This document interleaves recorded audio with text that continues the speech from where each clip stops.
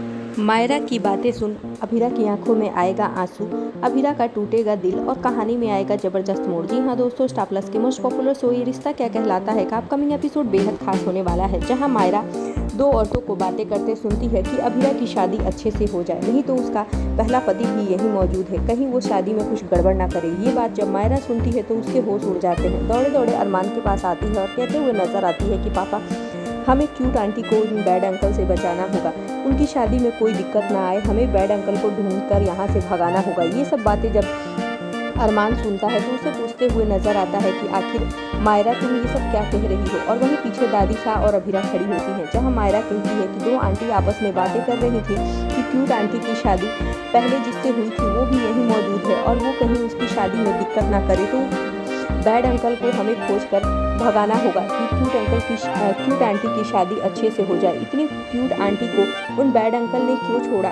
क्यों अकेले परेशान किया।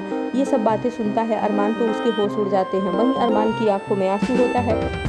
दादी सा का चेहरा गुस्से से लाल हो जाता है, क्योंकि उन्हें ऐसा लगता है कि अरमान की ही वजह से ये सब कुछ हुआ है और दादी सा को कहीं ना कहीं लगता है कि वो कहीं गलत तो नहीं कर रही हैं। जी हाँ दोस्तों, जैसा कि अब मायरा बार बार यही कोशिश करेगी और वही मौका पाकर अभीरा मायरा को अपनी गोद में बिठा लेगी और बिठाकर दोनों क्वालिटी टाइम एक्सपेंड करती हुई नजर आएंगी, जो कि अरमान पीछे से झांक कर देखेगा और अरमान को होगा अपनी गलती का एहसास। उसे ऐसा लगेगा कि उसकी वजह से मायरा और अभीरा एक दूसरे से दूर हैं और वही ये सोचते हुए दादी सा की बातों को अरमान याद करेगा और फिर सोचेगा कि मैं ये सच नहीं बताऊंगा, क्योंकि दादी सा ने मुझे बांध रखा है।